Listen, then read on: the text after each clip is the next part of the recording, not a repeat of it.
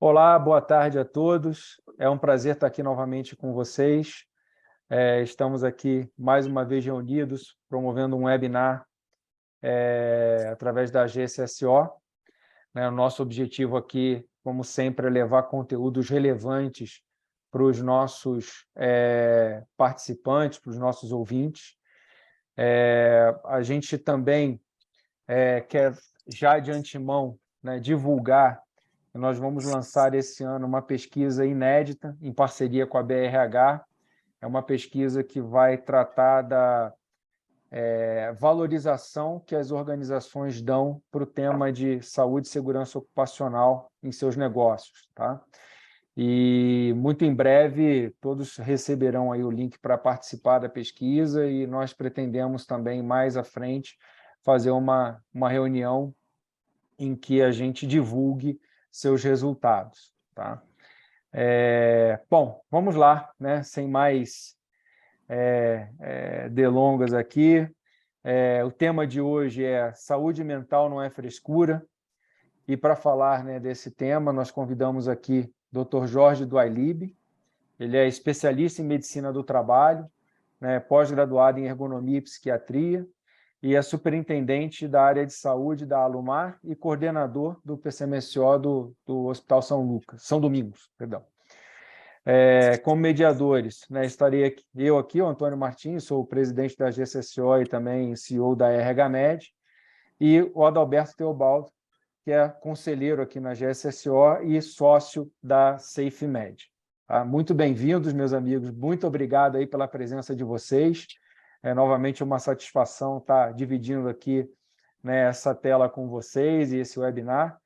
E eu acho que a gente pode já começar aqui a nossa conversa, o nosso bate-bola, lembrando aqui, né, primeiro os nossos telespectadores que, caso haja, né, alguma dúvida, queiram fazer alguma pergunta, vocês fiquem à vontade de encaminhar essa pergunta através do chat, que já está disponível aqui para vocês conversarem conosco, tá? O chat já está ativo. Caso não haja tempo, né, da gente passar por todas as perguntas, porque, na nossa experiência, o tempo voa aqui, literalmente, vocês podem encaminhar perguntas para o nosso e-mail, que é contato@gsso.com.br. Tá? E nós teremos um imenso prazer de encaminhar, né, para os nossos participantes, para o Dr. Jorge aqui, mesmo eu, o próprio Adalberto, né, teremos um prazer aqui em responder as dúvidas das pessoas. Tá? Outro ponto também, se vocês preferirem, todos nós aqui temos perfil no LinkedIn, vocês podem acessar o nosso perfil via LinkedIn também e conversar diretamente com a gente, fiquem à vontade também nesse sentido, tá ok? Bom, vamos lá, para aquecer aqui o nosso webinar, já vou fazer uma primeira pergunta aqui, e aí eu queria realmente que Dr. Jorge e depois Adalberto explanasse, mas é diretamente ao ponto, diretamente ao tema, e eu me lembro muito da minha mãe, quando eu era mais novo, né, e ela falava de psicólogo, ela falava assim, esse negócio de psicólogo é uma frescura, isso aí é o pessoal que não tem nada o que fazer, tem que procurar o que fazer e etc. Né? E o fato é que a gente foi criado sempre com muito preconceito em relação a esse tema. Né? E aí a pergunta é, por que a gente ainda tem tanto preconceito em relação ao tema saúde mental na nossa sociedade? Obrigado, primeiramente, pelo convite. É sempre bom falar sobre esse assunto. É um assunto que não para, né? Todos estão sofrendo ou tem alguém próximo sofrendo de algum tipo de transtorno mental. É uma doença que tem muito preconceito, né? Isso, historicamente falando, os manicômios geraram muito desse tipo de preconceito, de que qualquer doença psiquiátrica era associada à loucura, né? Algum tipo de delírio e etc. E as gerações anteriores, assim como a nossa geração, acabou consumindo esse preconceito. E para que vocês tenham noção, 10% dos pacientes atendidos no consultório psiquiátrico, eles não usam a medicação que é prescrita. 30% para de utilizar no primeiro mês e cerca de 50%, ou seja, metade de todos os prescritos, suspendem no segundo mês, né? Então, é muito difícil, a gente tem que bater muito da tecla de que é algo orgânico, que é uma deficiência de serotonina e etc. Eu dou muitas palestras em escola e para pais e para alunos, e os alunos, as pessoas mais novas, têm muito mais facilidade de falar sobre o tema do que os pais, que são de outra geração, que têm muito preconceito, até porque eles vêm vivendo um momento diferente, em que o adoecimento mental vem atingindo também essa população. Adalberto, quer comentar um pouco também sobre essa questão, meu amigo? Pois é, e isso nas organizações termina pesando ainda mais, né? Aí você tem o preconceito da sua liderança, dos seus pares, e começa a suscitar, inclusive, aquelas conversas de corredor, e que só piora e só agrava o quadro, né? A gente lembra que quando a gente fala de saúde ocupacional, saúde nas organizações, a gente passou por alguns momentos, né? A gente teve a LER, DORT, nós tivemos perdas auditivas, e agora a gente está vivendo num cenário talvez até mais agravado pós-pandemia, né, doutor Jorge? E aí a gente até se pergunta, será que as organizações estão preparadas para conviver, tratar e promover saúde, observando essas características atualmente? Eu até compartilho um material que a GSSO compartilhou essa semana sobre aquela pesquisa dos temas, dos pilares que iriam ser mais abordados sobre saúde no trabalhador, né? E, em primeiro lugar, assim, disparado, foi justamente o tema da nossa live hoje, né, Jorge? Alguém disser que está preparado, qualquer instituição disser que está preparado, não é verdade. A gente ainda não tem noção do impacto que o adoecimento mental vai causar em termos de produção, de absenteísmo, presenteísmo principalmente, porque houve um aumento muito grande após a pandemia, né? As doenças osteomusculares, elas eram as principais causas de afastamento antes da pandemia, até 2019. Hoje, 2023, tirando os acidentes do trabalho, já é a principal causa de afastamento. Antes da pandemia, no mundo já era a principal causa de afastamento. Então, como tu falaste, a gente teve um impacto no passado da perda auditiva. Eu sou de uma geração, da terceira geração de médicos do trabalho. Meu avô era médico do trabalho, meu pai também. Então, meu avô pegou a perda auditiva, né? Foi aquele impacto de ter que fazer a fiscalização, ver se o ruído tinha, como era feito a audiometria, pouca gente fazia, tinham locais para fazer audiometria. Meu pai já pegou o Lerdort, né? Foi outra crise, porque toda a tendinopatia, toda a síndrome do túnel do carpo era associado à lesão por esforço repetitivo. E agora minha geração de medicina do trabalho vem pegando o adoecimento mental, né? E a gente está caminhando com relação a isso.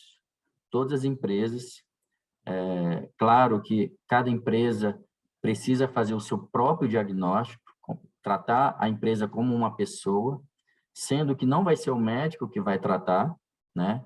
Porque o médico vai fazer o diagnóstico, mas é a própria corporação que vai se tratar. A gente vai observar o que pode estar causando o sofrimento mental, é o que a gente chama de psicodinâmica do trabalho. Então, é o excesso de reunião, o excesso de e-mail, são metas inalcançáveis. Então, isso o médico do trabalho vai levar como diagnóstico, mas a própria organização, a própria liderança é que tem que ser responsável pelo tratamento, né? De como vai ser revertido essas causas de sofrimento mental. A gente teve, no final do ano passado, apresentando 2 trabalhos no Congresso Internacional de Saúde Mental relacionada ao trabalho. um falando sobre o nosso programa de saúde mental na Alumar e outro falando sobre um programa de aptidão ao trabalho e também sua associação com a saúde mental. O que a gente observou é que você tem muita teoria, pouca prática, né? Então, eu aconselho as empresas a comecem até errado, mas vão aprendendo com esses erros e moldando até chegar num programa de saúde mental. Na Alumar, a gente tem um programa de saúde mental que começou em 2018 para 2019, ou seja, antes da pandemia, a gente já tinha essa visibilidade de afastamento e durante a pandemia e até hoje vem nos fazendo um benefício muito grande fazer o acompanhamento desses funcionários e ver o que a gente pode mudar dentro de casa.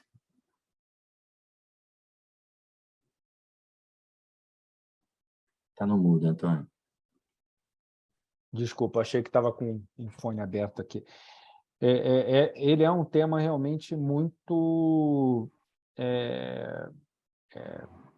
assim, ele não é novo, porque, né, saúde mental é um tema que a gente já trata há muitos anos, né, já tem, né, pesquisas e etc. de muito tempo, mas o envolvimento das empresas nesse tema é relativamente novo. Eu diria que acelerou muito aí com a questão da pandemia, né? E eu falo assim, algumas experiências que a gente tem aqui, por exemplo, o setor bancário, você citou, né, gerações da sua família, com que tipo de questões eles tiveram que, né, cuidar ao longo da história profissional deles, né, seu avô e seu pai. E assim, eu me lembro que o setor bancário, o principal motivo de afastamento era Lerdort. Mas você lembra o que era um banco antigamente, né? Eu, quando era criança, ia a banco, você levava um monte de boleto lá e era lá no caixa, o caixa, né, clicando ali, teclando, carimbando, etc. Então, atividade extremamente física, manual, né? Você hoje vai numa agência de banco, a organização do trabalho é completamente diferente, é outra, né? Caixa é quase inexistente. Você praticamente hoje não vai num caixa de banco para pagar boleto. Você paga tudo via, né, aplicativo, né, via internet banking, etc. Só que você citou um tema muito importante, né? Substituiu, né, as questões físicas, mecânicas, por questões psicológicas, né? Que como é que é a cobrança das metas, como é que é a cobrança dos resultados, como é que é a própria violência urbana, né? Você tem cidades extremamente violentas que né, o pessoal que trabalha na agência vive sob um clima de tensão. Então, o motivo de afastamento principal que a gente tem hoje, pelo menos em alguns clientes que a gente tem no setor bancário, passou a ser afastamento por questões de saúde mental, CDF. Então, e aí, dado isso, né, o ponto é esse, né? Como que a gente traz a empresa para esse tema, né? Como que ela passa a se envolver com esse tema? E mais ainda, eu queria também já botar um outro ponto para a gente comentar, que esse é super recente, né? Tem pouquíssimo tempo que está aí em vigor, que é o papel da CIPA na apuração dos casos de assédio. E muitas vezes o adoecimento mental ele está, como você mesmo pontuou, doutor Jorge, relacionado ao sistema de cobrança, à dinâmica do trabalho, né? Então, como que a gente vai trabalhar, como que as empresas vão trabalhar, né, essa mudança? Como que a gente pode aí, né, cumprir com esse novo requisito legal e, ao mesmo tempo, ter um papel atuante relacionado a esse tema?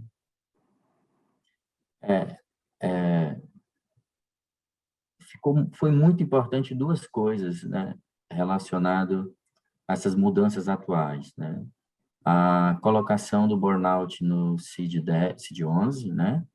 Não como uma doença, como muita gente tem falando, mas como uma condição relacionada ao trabalho. Então, nunca se falou tanto sobre saúde mental do trabalho. E agora, na NR5, né, que é relacionada à CIPA, a mudança do HIV para esses assédios. Então, isso foi muito importante. A gente está falando tanto sobre saúde mental, essas palestras começaram em janeiro, com Janeiro Branco, e de lá para cá não acabaram, então, cada dia vem aumentando o número de palestras que eu venho fazendo, isso é muito importante, porque mostra como as pessoas estão dedicadas para o tema, mas as empresas, eu acho que não precisam mais ter um estímulo como era antigamente. Elas só têm que abrir o olho, porque em termos de presenteísmo, que é estar no trabalho, mas não trabalhar, os transtornos mentais são os piores. Porque imagina uma pessoa com transtorno mental, geralmente está associado a alguma tarefa cognitiva, tendo que trabalhar. Tu citaste o exemplo dos bancários, né?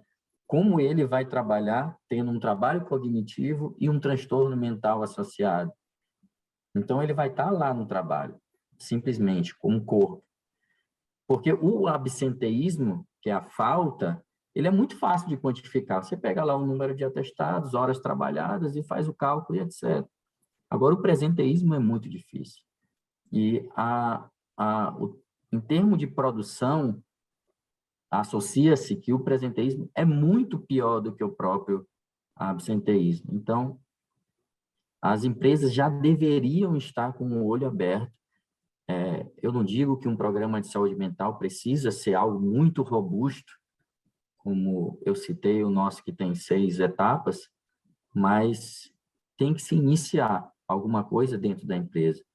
Principalmente começar a falar sobre o assunto dentro da empresa, deixar um canal aberto para que se fale sobre o assunto, diferenciando um pouco a psicodinâmica do trabalho, que são as regras, de algo que é fora da legalidade, né, que é o assédio.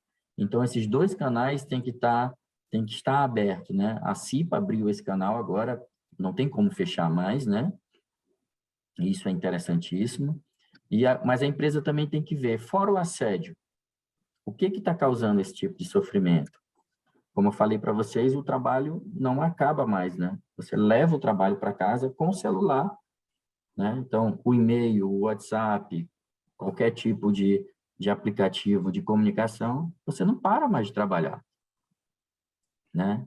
Então, isso já estão gerando processos, né, relacionados à hora extra, porque você não para de trabalhar e tem lá um registro de que você dava continuidade ao trabalho fora do seu horário, né? Então, eu acho que as empresas já deveriam estar com esses olhos abertos. Relembrando, já é a principal causa de afastamento no mundo. E no Brasil já ultrapassou, já é a primeira causa. Só perde para as causas osteomusculares se a gente colocar os acidentes. Mas se a gente tirar os acidentes, já é a principal causa de afastamento. Lembrando que também pode estar minimizado isso, porque existem afastamentos cardiológicos, neurológicos, que a pessoa prefere aceitar o diagnóstico neurológico e cardiológico a uma doença psiquiátrica pelo preconceito que a gente falou no início. Desculpa, Sem falar Gabriel. que o próprio acidente pode ser causado exatamente por essa patologia, né? E a gente está aí tabulando como um acidente, mas sem entender realmente a causa, né? Que pode ser qualquer um desses transtornos, né? Que os transtornos mais comuns nesse tema aí da saúde mental, além do burnout, né? A depressão, a questão da ansiedade também, né? A questão do assédio moral e as próprias síndromes pós-traumáticas, né?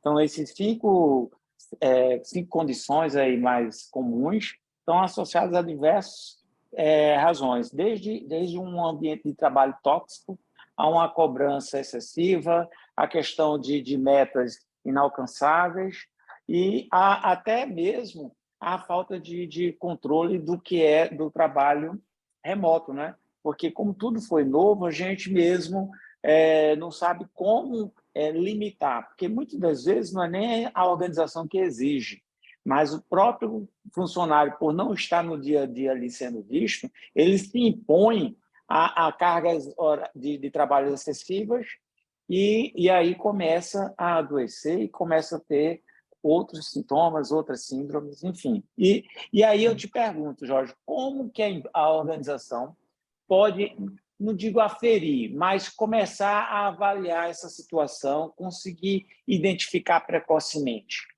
O primeiro passo é falar sobre, né? Procurar profissionais. Existem muitos profissionais que nem geram um custo, né? Nem gasto, desculpa, para isso. Eles vão, se dispõem para falar a respeito disso. Nós temos aí o SESI, o SESC, que também fala muito sobre o assunto. Então, o primeiro ponto é falar sobre. Porque você falando, os líderes vão perceber quanto eles podem afetar os colaboradores, né, os liderados. Como aquela mensagem no final do turno, para que você não esqueça, pode gerar um gatilho para esse colaborador, né? Como um e-mail passado no final do horário de trabalho pode gerar algum tipo de... A pessoa vai para o final de semana, na sexta-feira à tarde, recebe um e-mail, ele vai passar o sábado e domingo lembrando, pensando nessa demanda, né? Então, falar sobre o assunto é o primeiro passo, tá?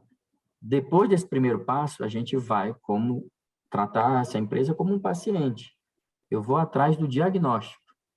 Então, esse diagnóstico eu só vou ter conversando, fazendo a anamnese, né? Que a gente fala na medicina, né? Que é essa conversa com o paciente. Então, a escuta, ela precisa estar sempre muito ativa e não passiva, esperando que o colaborador venha falar. E um parceiro muito grande nesse momento, eu digo até que é o protagonista de tudo isso, é o pessoal do RH, né? Que vai fazer o link do diagnóstico feito com a medicina do trabalho, conversar com a liderança e promover essas mudanças que a gente está falando. Se não houver um envolvimento do RH nessa mudança, a gente não vai ter êxito.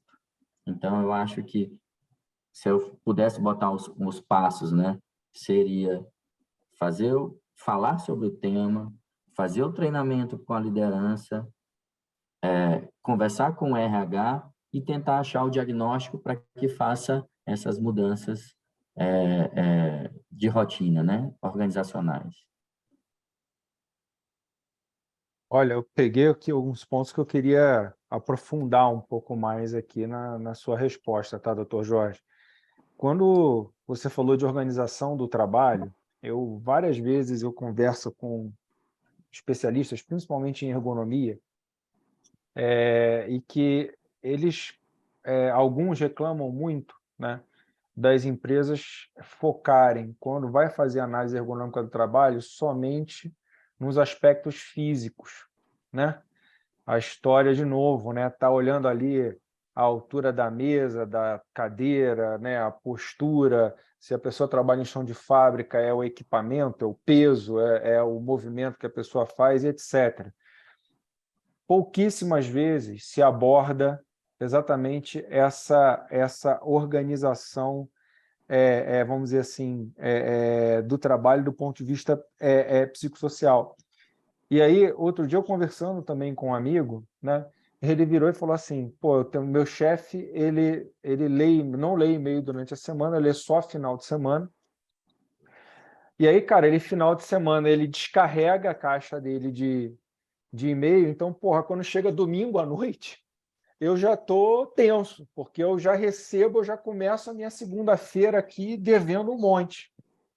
E às vezes era tema que, pô, eu já avancei, já tratei de outra forma, só que ele não teve tempo de ler. Então, só para dar um exemplo do que é essa organização do trabalho, né? Quer dizer, essa forma da gente se relacionar na empresa, relação, né, gestor com seu subordinado, né, gestor ou com colegas de trabalho, né, esse e-mail do final de semana, né, que a gente acha que isso aqui não tem mal nenhum. De novo, o chefe lá tem uma organização pessoal que é essa, mas ele não pensa no efeito e no impacto que ele tem no aspecto psicológico das pessoas, né?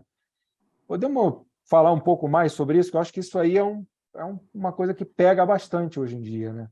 E é muito importante a gente não criar um vilão, o líder como um vilão, né? O líder é o que mais se afeta nos estudos, né? É o que mais gera desgaste, afastamento, e transtornos relacionados ao trabalho. Por isso que falar é importante. Será que esse líder, ele entende que isso gera um impacto, né? Quando a gente fala sobre ergonomia, a ergonomia ela é dividida em 3 etapas: a física, a organizacional e a cognitiva, né?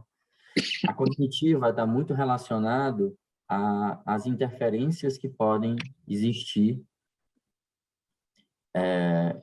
quando se fala desse trabalho cognitivo, ruído e etc. Só que agora a gente está passando para um outro momento da ergonomia, falar sobre a parte de adoecimento mental mesmo.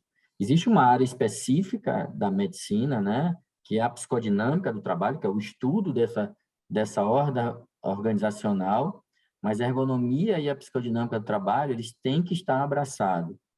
Nós temos um ergonomista muito bom na empresa, o Daniel. Um abraço, Daniel, está nos assistindo. E há muito tempo eu venho falando com ele. A gente tem um programa de saúde mental e tem um programa muito robusto de ergonomia também. Falei, os programas têm que se conversar. Será que essa dor que esse paciente está sentindo, ela é orgânica? Será que essa dor que ele está sentindo não tem um fundo emocional, algo que possa piorar? Então, não adianta eu ficar só me atendo à parte física sem conversar com a parte mental. Então, esses programas têm que estar entrelaçados. Adalberto, quer comentar algum ponto, Adalberto, sobre esse tema? Pois é, está fechado? Não, está aberto. Pois é, doutor Jorge, e eu percebo que na Alumar vocês conseguiram implementar algumas ações que justamente inicia pela liderança, né? As avaliações de perfil e já de algum acometimento, digamos assim. Senão uma profissional muito boa, até utilizei já dela aqui conosco também, com algumas lideranças, com nós sócios. Ou seja, no teu programa, uma das ferramentas é avaliar como está a liderança, para a partir dela aí você fazer o restante do mapeamento da questão mental, né? Emocional e mental. Então, assim, hoje você vê de alguma forma que esses programas conseguem, dentro de uma LGPD, manter o sigilo da exposição desses funcionários que buscam os ambulatórios ou RH para o tratamento? Como é que a gente pode motivar e, ao mesmo tempo, manter o sigilo? Na verdade, é imprescindível o sigilo, porque se a pessoa se sentir insegura para falar sobre o tema, a gente já perdeu o programa foi queimado, né? Então, o sigilo é imprescindível. No nosso programa, com essa profissional que você falou, que é a Shirlene, que também está nos assistindo, ela, nossa psicóloga, eu falo para ela, eu não quero saber de feedback, tá? Então, assim, primeiro é feito o treinamento, um treinamento específico para os líderes, outro treinamento para o liderado, depois é feito teste de atenção e o teste palográfico, e depois 1 hora de feedback individualizado. Então, tem uma escuta coletiva no treinamento e tem uma escuta individual no feedback individualizado, para ver o que a gente pode relacionar à psicodinâmica do trabalho, né? Mas a liderança, ela tem que ser envolvida, quando a gente fala sobre começar pelo líder, em todos os programas. Eu vou fazer um programa de qualidade de vida relacionado à perda de peso. Eu tenho que começar por eles, porque o engajamento deles engajam os liderados, né? Isso é muito importante. Então, todo programa, para se ter êxito, eles têm que começar com a liderança, quando, obviamente, tem algum tipo de envolvimento. Agora, com relação ao LGBT, não é só o sigilo relacionado a essa lei nova, mas o sigilo médico mesmo. Então, o programa ele já falha se a gente começar com essa desconfiança de que vai ter algum tipo de vazamento de informação.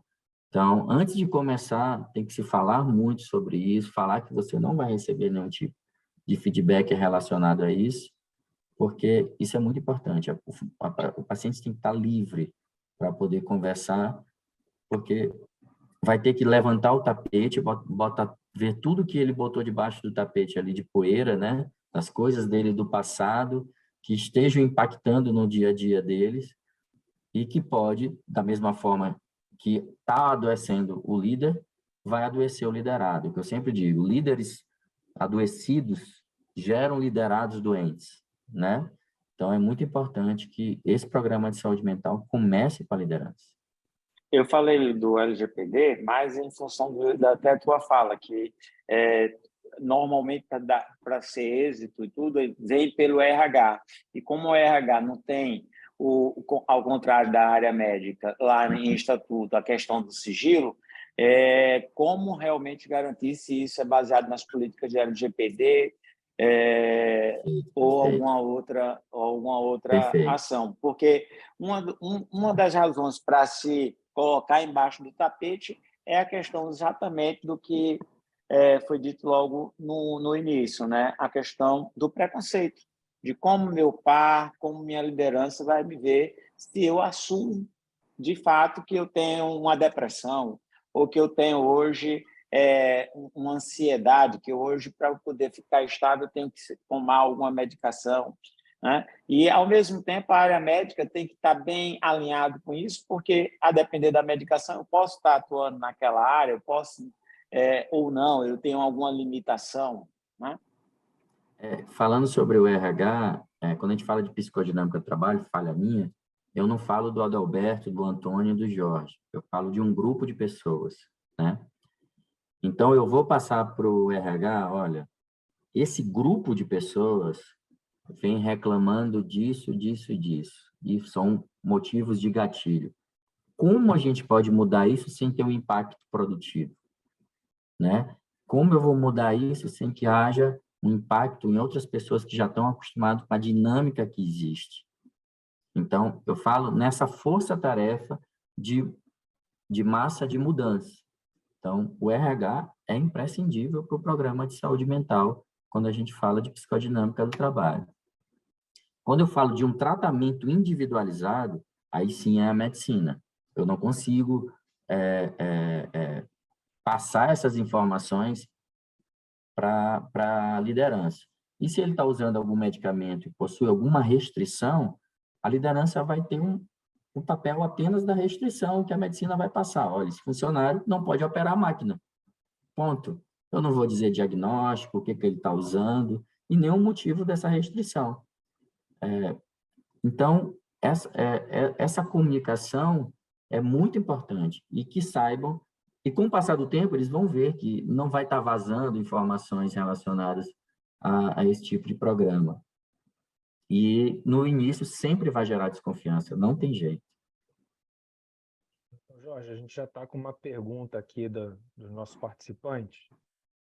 E quem mandou a pergunta foi a Rebeca Moraes Rego, e ela pergunta o seguinte: como convencer uma instituição a investir em saúde mental? Quer dizer, está falando aqui de um trabalho de engajamento, talvez uma organização que ainda não esteja engajada no tema, né? E aí eu queria, né, associar a pergunta dela até uma dúvida que eu também tinha colocado aqui, que eu acho que pode ser um dos caminhos de convencimento, né? Muitas vezes a gente convence as pessoas, né, quando você vai fazer gestão de mudança, né? Tem gente que abraça, né, a causa logo no início e vamos dizer assim, um bandeirante, né, um defensor daquela causa, é uma pessoa que vai propagar aquilo. Tem um monte de gente que fica em cima do muro e tem um pessoal que nitidamente é contra aquela liderança, mas no final das contas todo mundo vai mover. A questão é se você vai movimentar, né, por livre, espontânea vontade, ou seja, você está procurando isso, ou se você vai se movimentar por coerção, ou seja, você vai ser forçado a se movimentar, Vai ser porque reativo, né? o mercado ele vai te cobrar. Aí meu ponto é assim, o que afeta também a reputação das empresas quando não cuida desse tema, né? Reputação, assim, no risco de imagem mesmo, né? Recentemente a gente teve lá o exemplo do trabalho escravo no sul, lá, né? Em vinícolas famosas até, né? Com um problema sério crônico ali, e você vê que a imagem das empresas ficou muito arranhada, muito abalada, né? Meu ponto é, né, assim, uma pessoa, outro dia também, né, eu tive uma notícia aqui em São Paulo de uma pessoa no escritório de advocacia que se jogou do andar lá do prédio tentando suicidar. Então, o que isso afeta a imagem da empresa e, de certa forma, também, se isso já não é um caminho para ajudar no convencimento, né, da instituição a fazer alguma coisa com o tema, né? Mas, enfim, vamos lá a responder a A pergunta aqui do pergunta que nosso ela já veio telespectador. meio respondida agora, né, Antônio? Mas, assim, Rebeca, muito obrigado. Rebeca é médica do trabalho aqui do Maranhão. Eu sempre, quando vou vender um programa para liderança, eu mostro para eles o ROI e o VOI, né? O retorno sobre o investimento e o valor sobre o investimento. Quando a gente fala sobre a liderança ser a mais acometida, vamos pensar que esse líder ele foi treinado durante muito tempo para chegar àquele patamar, né? Então, eu preciso de uma taxa de retenção dessa liderança muito grande. Quanto eu gastei de treinamento, isso é um retorno sobre o investimento. Quanto eu gastei de treinamento para que essa pessoa chegasse no patamar que está e agora está indo embora porque realmente não está conseguindo demandar com a pressão que está sendo causada, né? Quanto de presenteísmo eu tenho na empresa? Quanto de absenteísmo eu tenho na empresa? Então, eu sempre procuro procurar esses temas. Isso é o ROI. O VOI, a gente vai entrar nisso que tu falaste, né? Que é o valor. Quanto de valor eu vou agregar trazendo um programa de saúde mental? Imagina um grande líder, quando sai de uma empresa por um problema desse, ele acaba desestimulando outras pessoas a assumirem aquele cargo, outras pessoas competentes. Como uma pessoa vai acabar assumindo o cargo dessa pessoa que acabou de se suicidar, em termos de imagem? Não é só a imagem, né? Você vai perder grandes profissionais que vão acabar se afastando daquilo ali. Então, um profissional de liderança, ele precisa pelo menos de um ano para entender como é a dinâmica daquele trabalho, para que ele realmente possa começar a trabalhar de forma eficaz. Imagina você ter um turnover grande de líderes, né? Um turnover grande de funcionários. Então, é muito importante a gente trazer isso como retorno, né? Mostrar para a empresa, olha, nosso turnover está alto aqui nesse setor.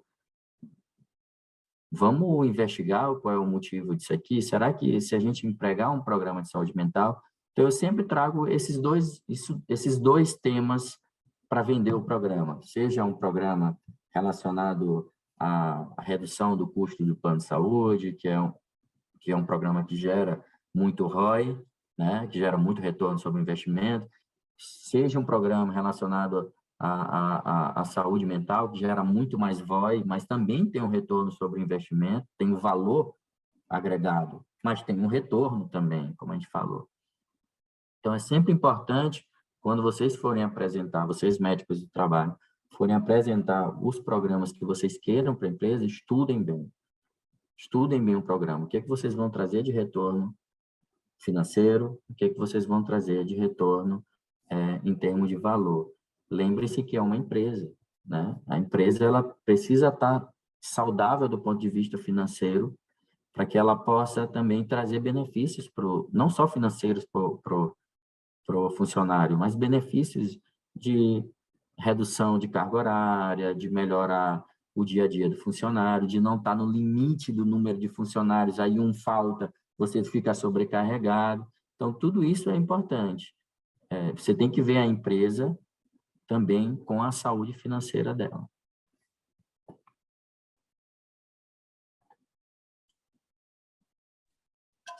Roberto quer Mas, como eu disse complementar anteriormente, né, alguma Antônio? informação?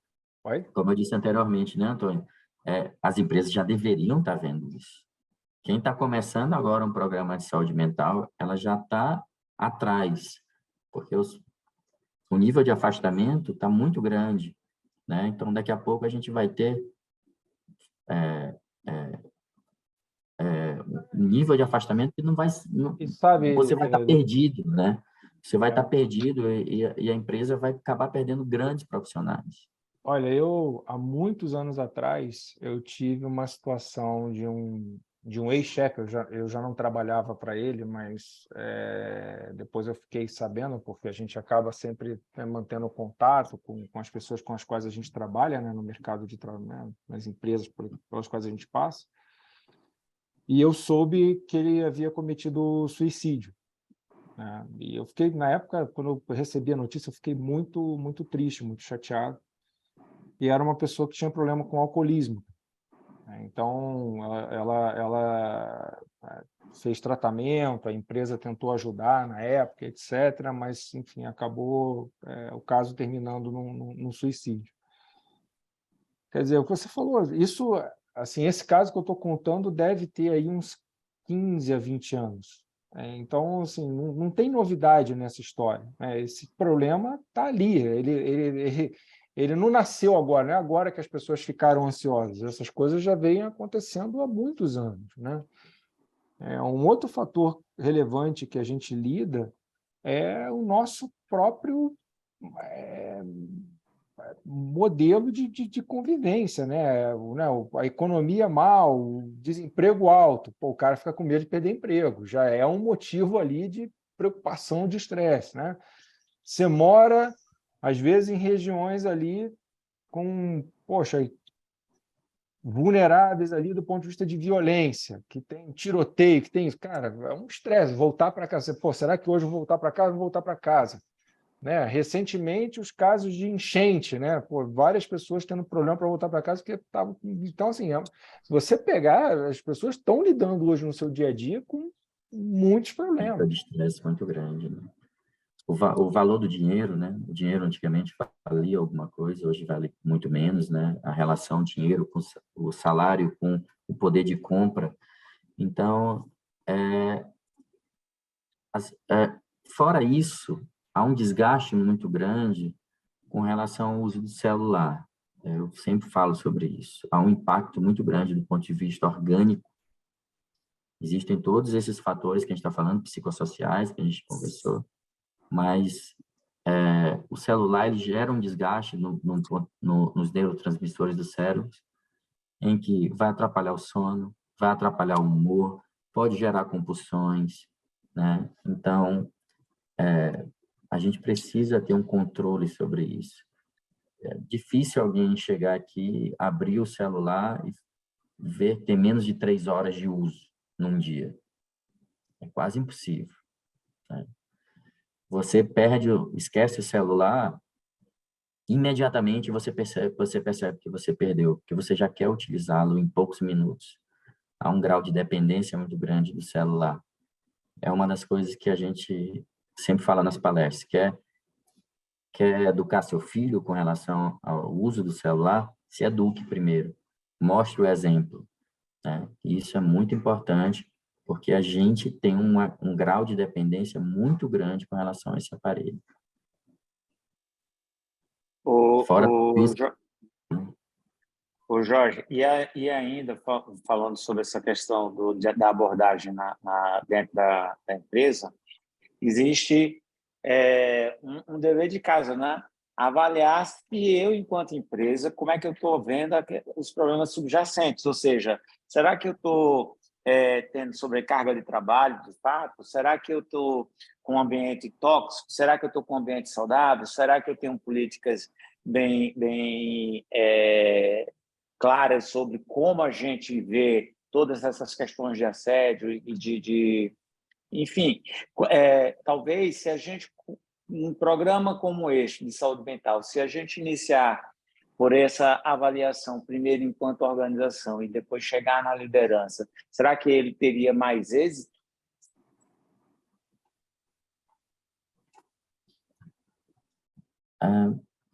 Adalberto, eu sempre prefiro que o trabalho comece pela liderança, sempre, sempre. E assim a gente tem logrado muito êxito, porque até para que ele entenda quando aquele funcionário precisar se ausentar do ambiente de trabalho, que ele está se ausentando por um motivo que ele mesmo já se ausentou em algum outro momento, que ele sabia a importância daquele momento para o funcionário.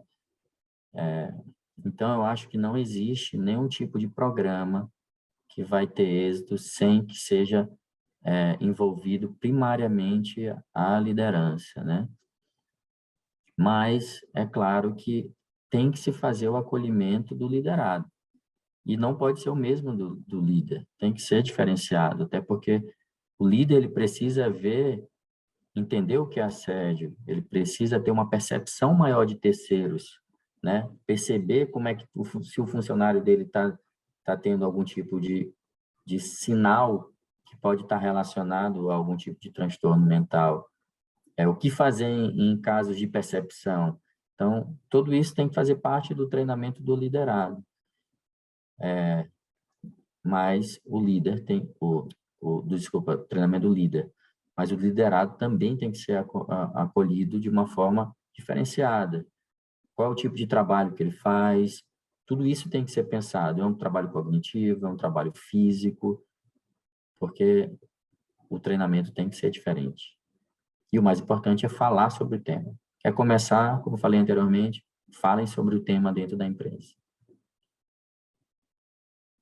Jorge, eu queria que você detalhasse um pouco mais, assim, como que uma empresa pode detectar e prevenir, né, os fatores de risco do adoecimento mental, né? Você citou aqui, né, a questão do treinamento, o diagnóstico da liderança, né, a parte de comunicação, né? Mas tem como aprofundar um pouco mais? Por exemplo, que diagnóstico é esse que a liderança pode fazer, né? Me cita um exemplo um pouco mais detalhado para que o pessoal comece a tangibilizar aí o caminho para a gente realmente trabalhar a prevenção dessas doenças. Não existe nada além de escuta. A escuta coletiva, a escuta individual, para a gente chegar a esse diagnóstico, né? Organizacional. Então, falando um pouquinho sobre o programa que a gente fez funcionar, né?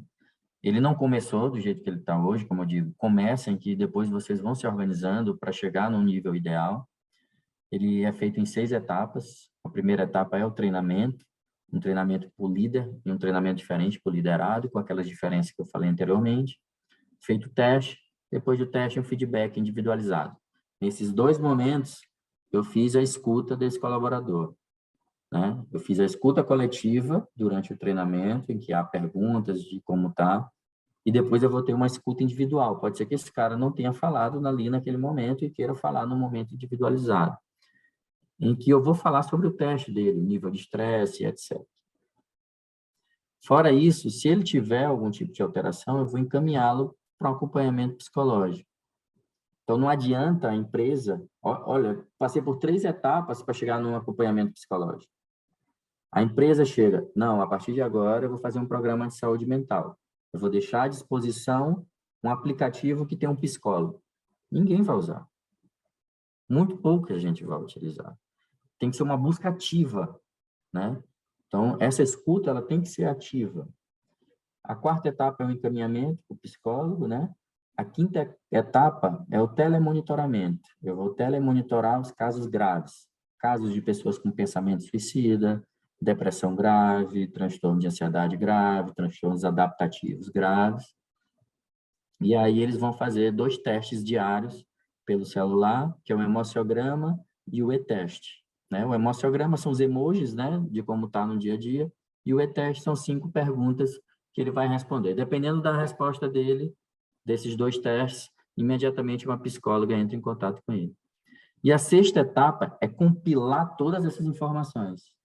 É a etapa mais difícil, que é mostrar para a organização, olha, não o Jorge, não o Antônio, não o Adalberto, mas um grupo de pessoas está reclamando disso, disso, disso.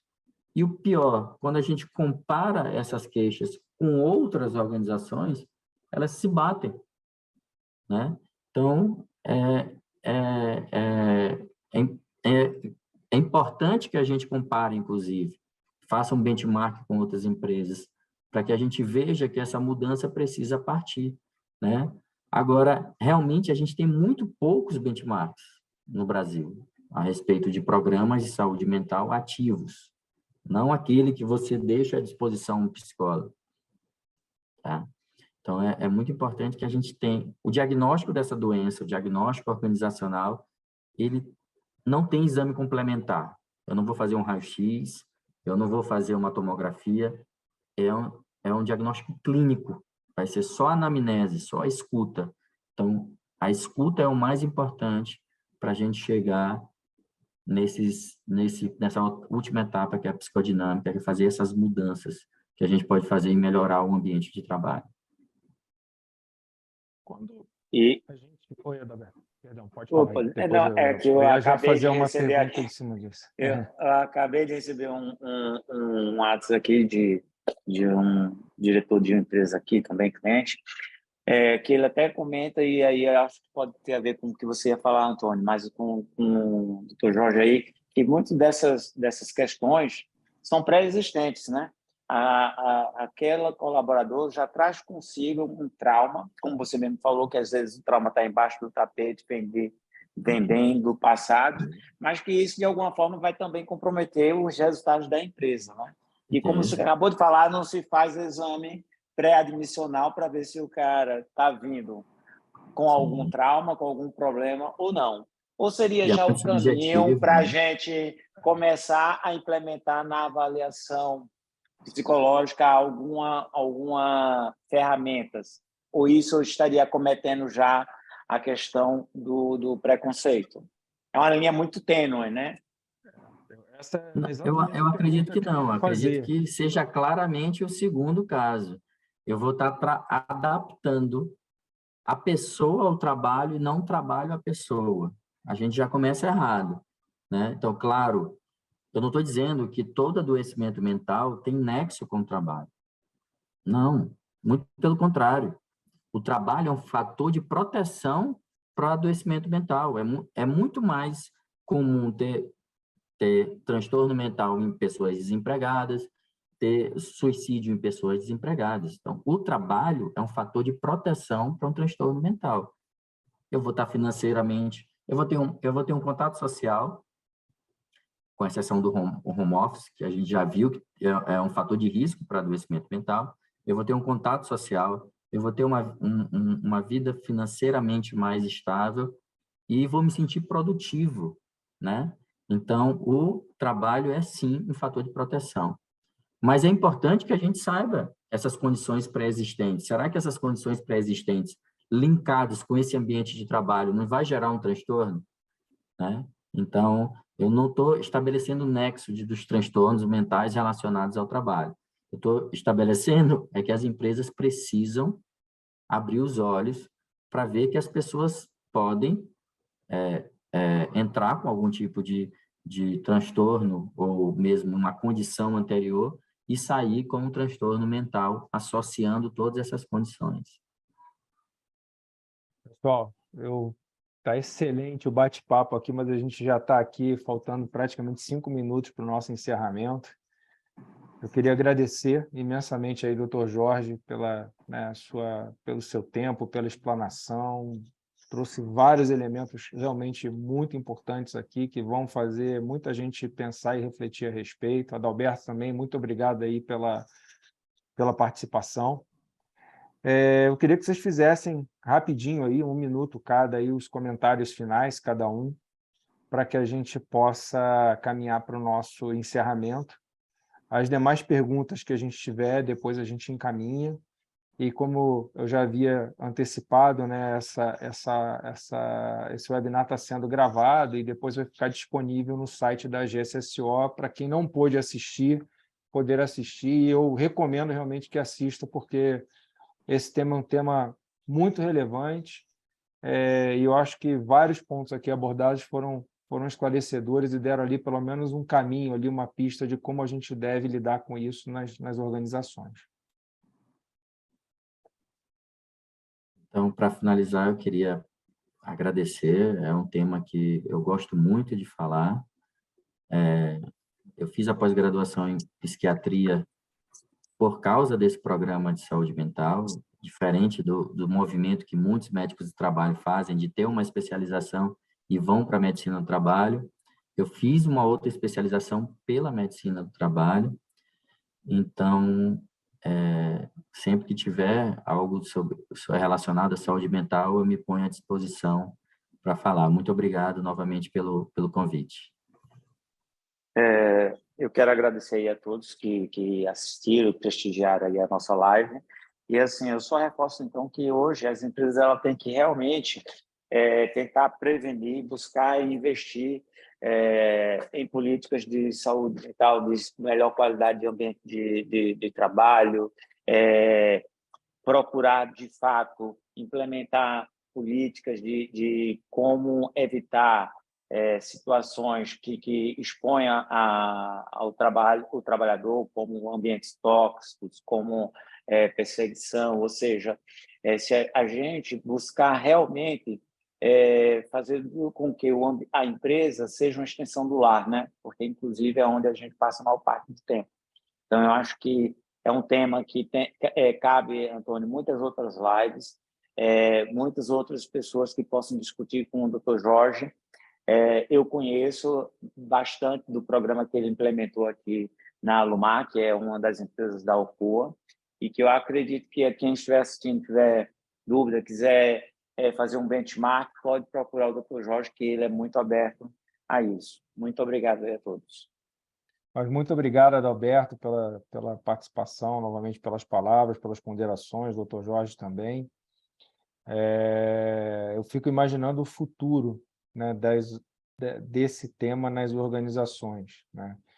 E eu, sinceramente, eu não vejo como que vai se escapar de se fazer realmente avaliações de maneira mais rotineira, né? E a partir dessas avaliações, como o doutor Jorge disse ali, trazer linhas de cuidado para as pessoas, né? Mas, enfim, assim, estamos chegando ao final. Foi um prazer enorme aqui ter todos vocês aqui conosco. Reforço aqui que a gente, em breve, vai mandar a nossa pesquisa para todos, então, que vocês participem da pesquisa. O Dr. Jorge também já está convidado a participar da pesquisa, que vai trazer elementos, com o objetivo de estudo mesmo, tá? A gente quer estudar o setor, quer fazer um raio-x do setor, isso vai ser útil para quem participar, receber informações até para situar como que está a sua empresa em relação à maturidade aí de atuação com o tema de saúde e segurança ocupacional. Tá? Então, assim, prazer estar com vocês, muito obrigado pela audiência, uma satisfação novamente. A gente em breve vai voltar aqui com novos conteúdos aí pertinentes, relevantes e técnicos. E um obrigado a todos e uma ótima tarde.